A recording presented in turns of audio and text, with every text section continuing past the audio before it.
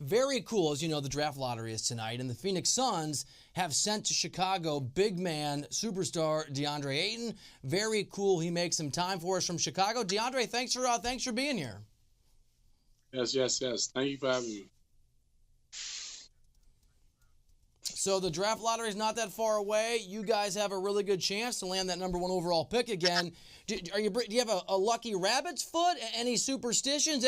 Anything you're bringing in terms of trying to bring some luck to the organization tonight? Me, this is my first time. It's a great experience. Honored to be here as well to represent the Phoenix Suns. But yeah, just mainly, coming here with Gabriel and bringing the best good luck, trying to get that number 1 overall pick.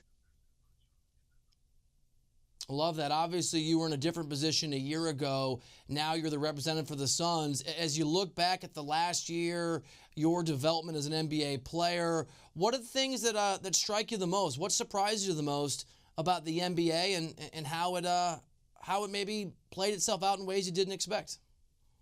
Oh yeah, bringing your A game every night, and everyone's watching you, no matter what position you're in, and how the records look. So all eyes are on you, and people want to see improvement and performance. So yeah, just competing at the highest level every night.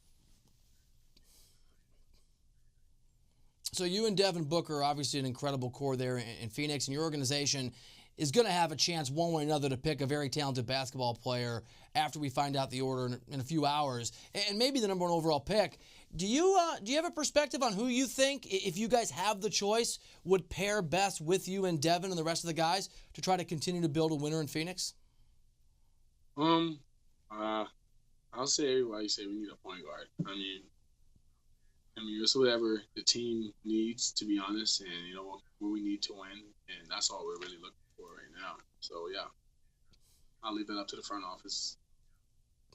And in just a moment, I'm going to try to get you to give me a Western Conference prediction, but I want to get your perspective first on the Eastern Conference. You guys played and beat. You played Milwaukee really tough. You beat Milwaukee a couple times this past season, and back in March, I think it was March 5th, not only did you guys beat the Bucks, but you personally guarded Giannis. You did a hell of a job on him. You had a great game offensively and defensively. We all know that Giannis is a pretty amazing player.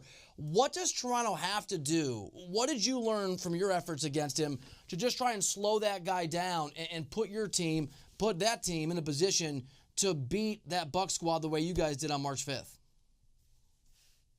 Fight fire with fire. That's about basically it. I'm just not spreading the floor, but keeping the lane tight, having the lane crowded with everyone.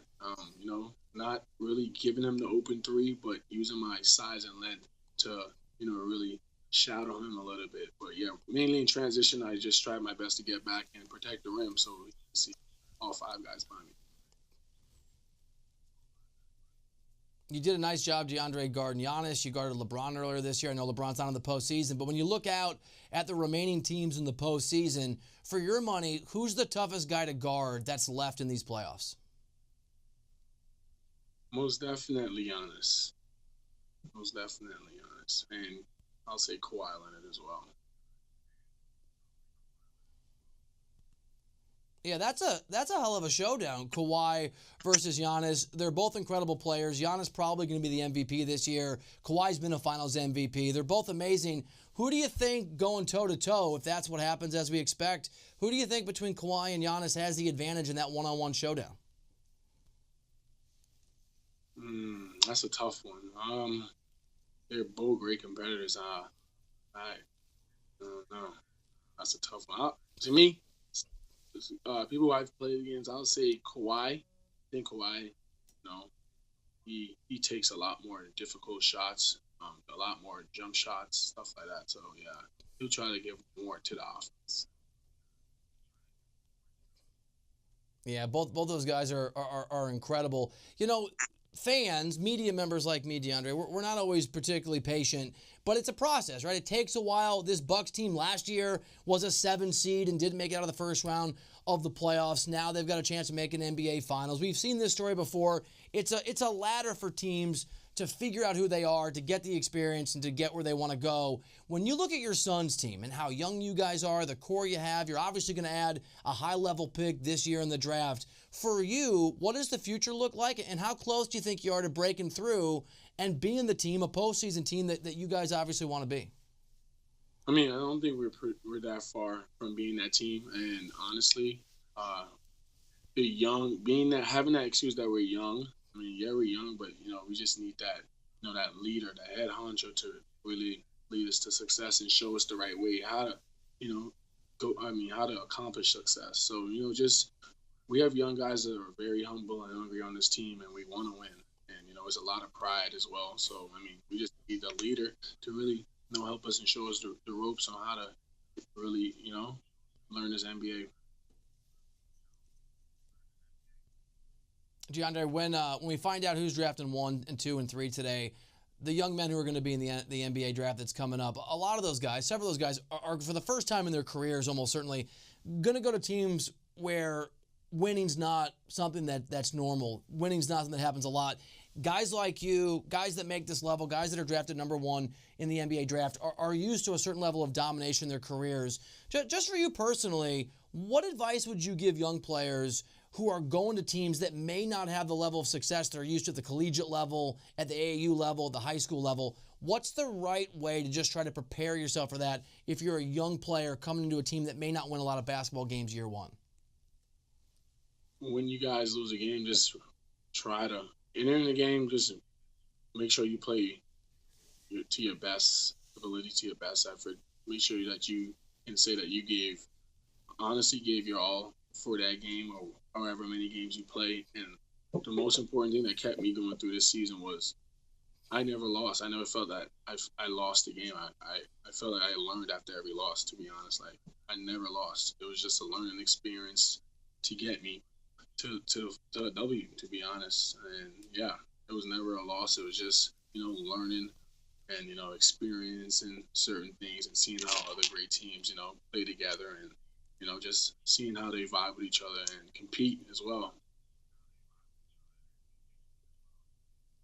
All right, before we let you go, tonight's opening salvo in the Western Conference Finals is a Portland team that has played really gutsy basketball. The shot by Dame with Paul George in his face, that Game 7 win down in Denver. We all know what a challenge the Warriors are. You've obviously faced each of these teams this season. What does Portland have to do to try and shock people? And do you think they can, or from your perspective, does it feel like this in the end is going to be the Warriors moving on to yet another NBA Finals? To be honest, Portland has already told themselves they can do it. And yeah, it's going to be, and there's no turning back for them.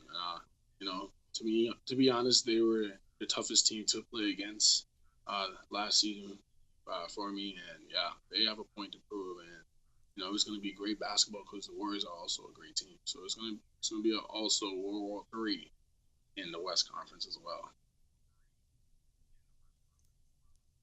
All right, if you had to give me a prediction, who do you think wins this thing? How many games do you think it goes? Oh my goodness. I don't know. I just know it's going all the way to Game 7. That's what I'm feeling. Feeling antsy about great games. So I don't know. The Warriors, I guess, but I don't know. Everyone's saying the Warriors, the Warrior area is coming. Yeah, it's been a great playoffs. I'd love it to go 7. Deandre Ayton, really appreciate the time. Good luck, not just in your success at the NBA level going forward, but tonight to your organization. Hope the ping pong balls bounce the right direction for you guys. Very cool of you to make some time here on CBS Sports HQ. Thanks so much. Thank you.